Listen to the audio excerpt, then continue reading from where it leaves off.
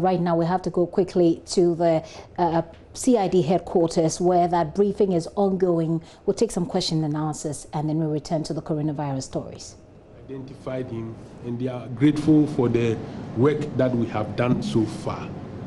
In respect of Sogakope issue, since the arrest of the last person, that is Ajay, the last person, yes, we have informed some people who matters there for them to know that this is the where we are now. But as I said, there are 2 persons on the run, and we are still working hard to get them. And I'm sure they will be happy if we are able to arrest the other people on the run, and then we successfully, prosecute them. And I'm sure with this development, we're going to have further interaction with the community so that they can win our support.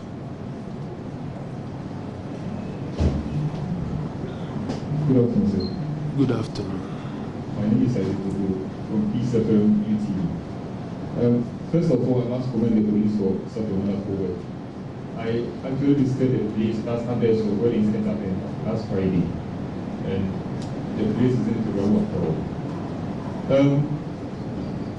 When I visited the place, in my interaction with the opinion leaders and some residents, they have the view that there might be other bodies buried around the area. I want to find out if the police have any intention of, would the police rather prove these people to find out if they have more bodies buried there? Thank you. Yes, in fact, when we interrogated them, they mentioned that they have 2 bodies buried there. But when we went to the scene, we decided, after we have exhumed the 2 bodies, we decided to, examine the area. And then to extend that, we had to bring in excavator to excavate the place. And the whole, I don't know, makeshift cemetery within the house. And we did not find any body again. And then we went to the shrine, and then we got some skulls and bones there. So we are still investigating further. And once they are with us, we're going to probe further to find out whether they have bodies buried somewhere. And we are also entreating the general public to come out with information. And I must say, this morning, for instance, somebody called me and mentioned that the suspect, one of the suspects, once resided within his community, and so we should investigate further. And we are working on that one too. But in fact, he has actually denied ever residing at that area. But nevertheless, we are going to continue with our investigations. So anybody who has any information, please do not hesitate to bring it forward.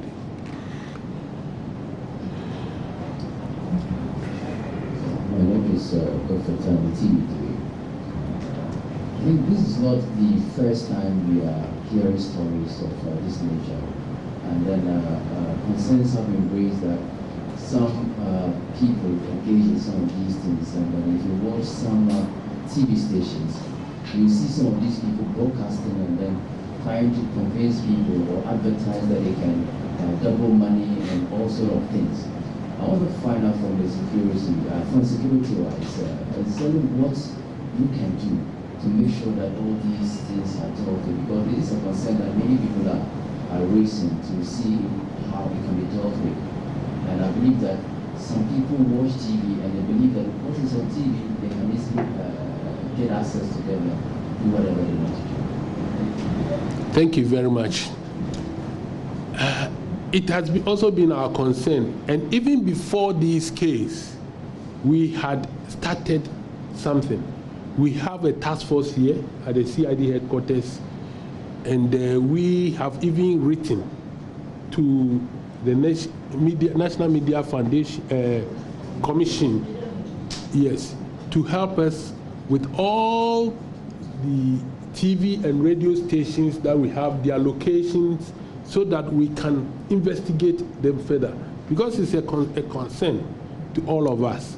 And so please, if you also know any radio station, because these days you realize that some of them record it somewhere and then show it. And so if you know of any radio station or TV station, even radio stations, please, you just pass on the information to us, and then we'll give it to the team to work on it. We've started long. And then you see, people are sometimes also greedy, gullible, and that is why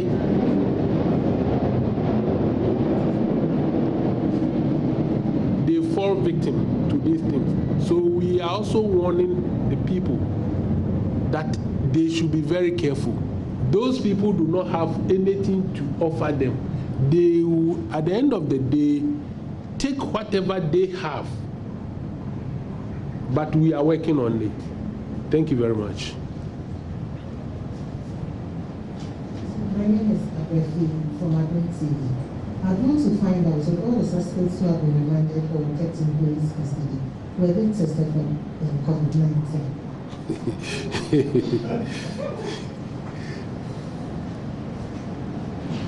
Yes, thank you very much.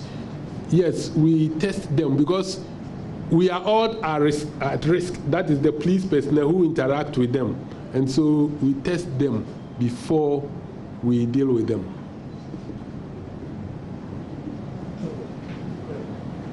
My name is Maxwell. I work for JoyNews. I think it would have been great if you could actually ask questions outside. I don't know if it's permitted. What's the thing you want to ask? Okay, you, madam, you allow him to ask his question. Okay, yeah. So another issue that generated a lot of interest is the Ashama incident in town. It generated a lot of national interest. And then another issue also has to do with the meeting that went on at CTSK, somewhere at airport. The National Democratic Congress says it has officially petitioned makings. We want to find out what is the status of that petition in the CID. And then to my substantive issue.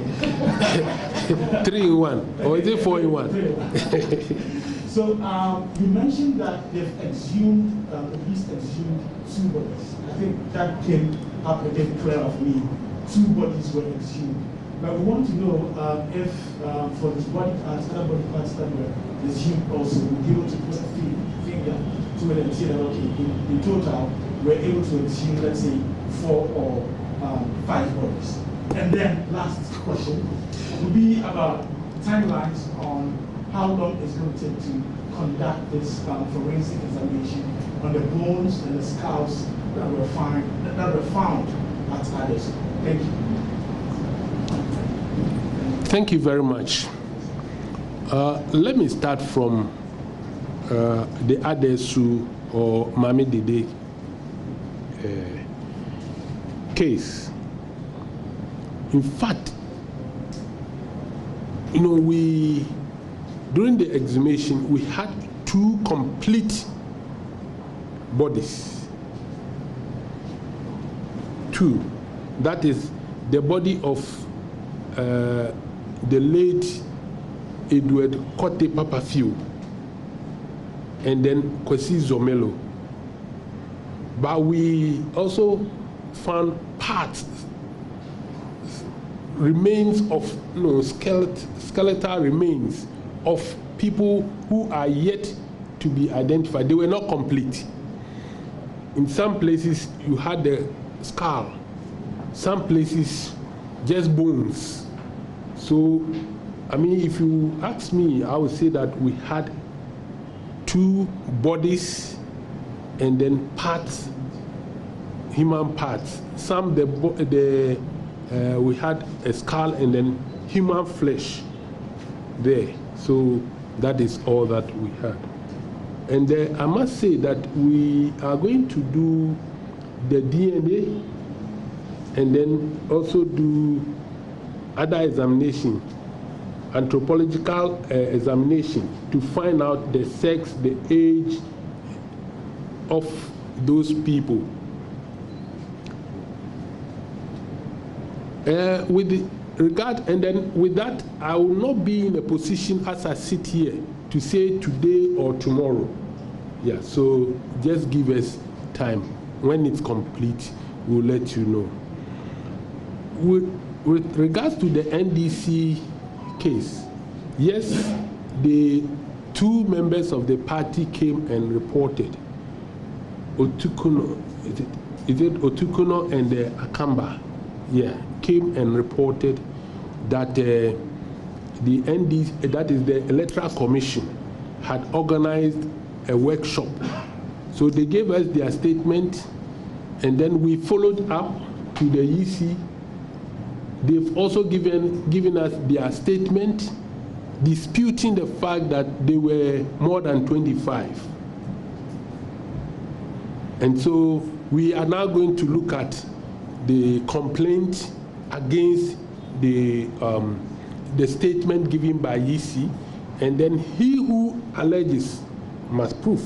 So we will be inviting all the parties to come to enable the petitioners, prove to us that in actual fact they were more than 25 in a room or not. And the EC is also challenging the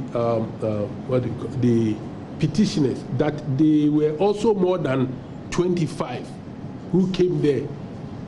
It's because of, so we are still investigating. Yes, in respect of the Ashaman case, our information is that the suspects, that particular bank, in fact, they had been robbed, or clients of the bank had been robbed 3 times through the same modus operandi. And so the regional crime officer even warned or called the officials of the bank and told them that they should be careful. It looks like either there's somebody within, or maybe people are being monitored, and it's not safe for them. And lo and behold, the next day, something of that nature happened. But because, the suspects were being monitored, people, some policemen got to know of it, and then they chased them, and that led to the death, the killing of the suspects. Yes, any other? I'm surprised nobody is asking a question on Ahmed Hussein-Sauale today, because today is International what? Press Freedom Day. No, but yes. So do I assume there are some questions beyond this one? That's all, not for you. Yes, with regard to Ahmed Hussein-Sauale, yes, we are still investigating. In fact, people come with information.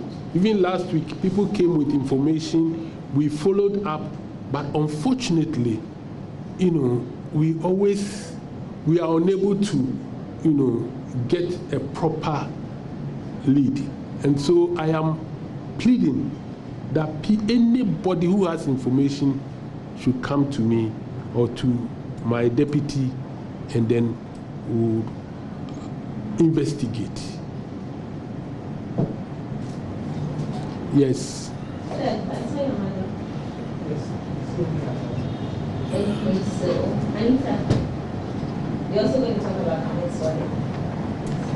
Okay. Thanks, Mary. Any other question beyond what we have discussed today? Fine. I don't have All right, so I assume that we are all fine at this moment, and so we'll bring the first briefing to a close. We appreciate your time with us. I don't TV, I'm told you had this program live on your TV station. Thank you for the airtime. JoyNews as well. Thank you. Free airtime. We're grateful. Wish all of you a blessed afternoon and a great week. And of course, as against World Press Freedom Day yesterday and celebrated today by DJA, we forge forward and hope that we become much better than we are today. Have a good afternoon. Stay well, stay safe. Thank you.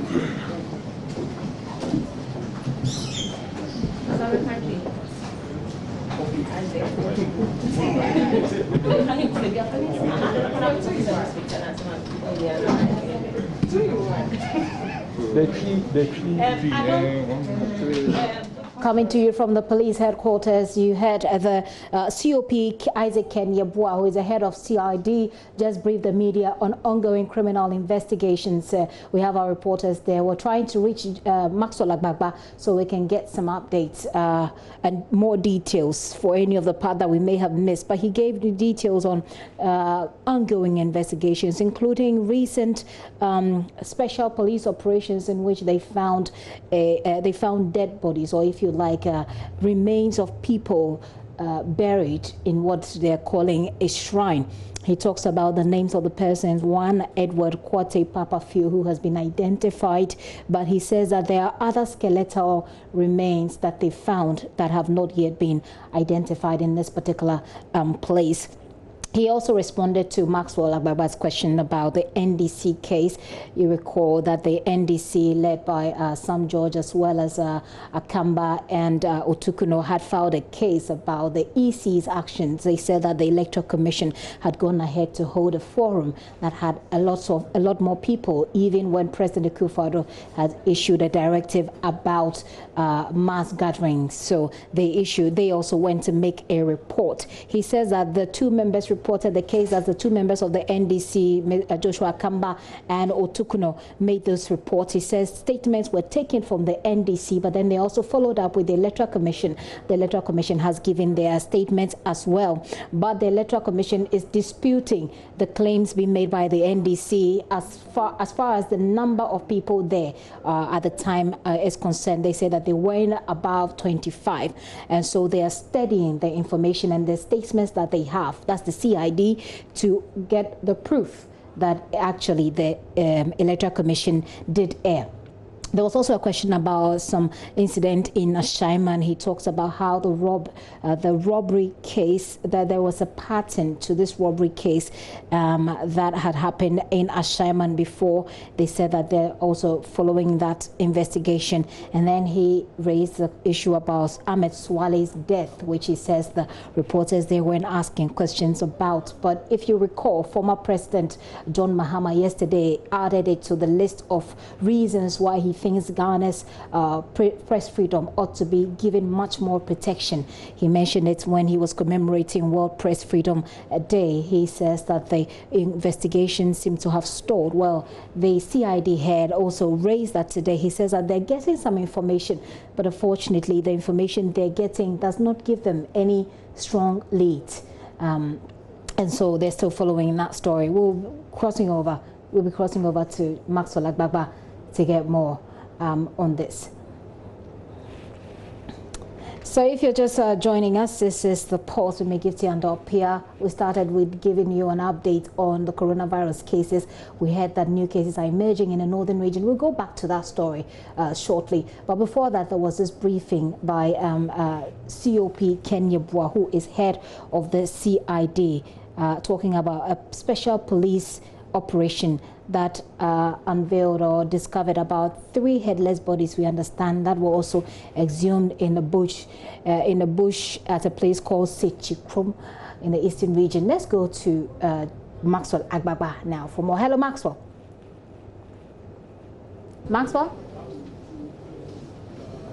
Right, Max, certainly. Maxwell, go ahead and tell us what more information has the COP Ken Yeboah been given? Hello, Gipsy? Yes, Maxwell, go ahead. We hear you and we see you too.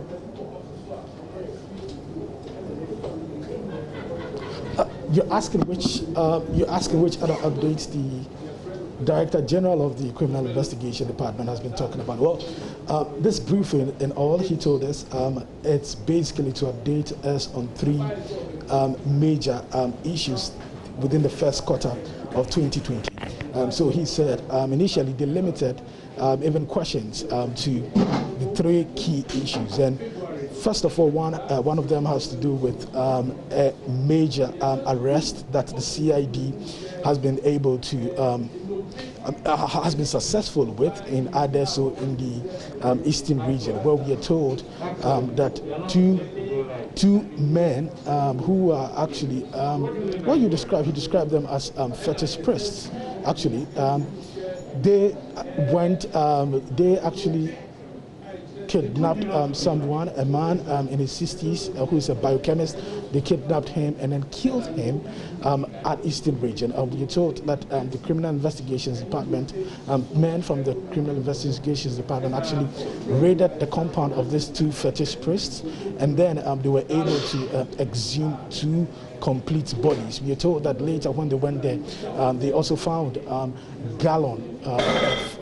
gallon suspected to contain some blood in there. All of these items have been brought to the police headquarters for further investigations. We are told also that some other body parts were found also there at the residence of these two fetish priests. These body parts have also been brought to Accra, and investigations are going to continue. Forensic examination will be conducted on this human skulls, suspected human skulls, and then suspected human parts here. And then the second update was on the killing of the Sugakope Assemblyman Mauto Ajahli. Well, we are told by the Director General of the Criminal Investigations Department that one of the men, the prime suspect in this particular case, has confessed to police that he actually shot and then killed the assemblyman for Sugakope. We are told that there was another suspect, his accomplice, who actually stabbed the assemblyman and killed him in the process. But another thing that the Director General of the CID reiterated the point that this is not contract killing, and indeed he said from their investigations and their interrogations of the suspects who are in their custody, they confessed to them that it is not contract killing, and that they shot and killed the assemblyman because he resisted when they stormed his home. So he made that point clearly, and then reiterated the points that they killed him because he resisted the attack from them. The two men, we are told, are in the prime suspects, we are told, are in the custody of the police. We are told that two of them are currently on the run. Another third update, the third update was on the robbery incident at the residence of the IMF country director. We are told that the main suspect in this particular case, Mohamed Buzu, he has gained notoriety in this particular area, especially in the robbing of expatriates and then diplomats in the country. They have interrogated him, and he has confessed that indeed he visited the home of the country director, the IMF country director, and then tried robbing him. He was successful, robbed some iPhones, some cash, and then some other items. The Director General of the Criminal Investigations Department says this tarnished the image of the country, because we are told that the country director had to leave Ghana to South Africa to seek refuge. Then we are told that some American investigators were also brought in, but he says, the Director General of the CID says, by the time that they arrived in the country, they had done extensive work on this particular matter and had some way, somehow brought closure to this whole issue. So that was These were the three major updates that we got from the Director General of the Criminal Investigations Department. Like I mentioned, they limited questions to just these three, but we had the opportunity to ask other questions. And as you heard him mention about the Ahmed Hussein-Sauale,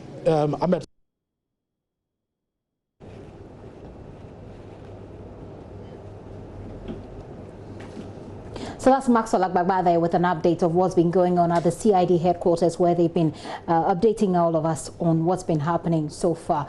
He said that they were limited to ask questions within the areas that the CID intended to address the reporters on, and that's some arrests that have been made from body parts that have been found from the eastern region, the Sugakope killing of the assemblyman, and then a robbery of the IMF country director's residence. Maxwell Agbagba there will bring you more in a subsequent bulletin at this point.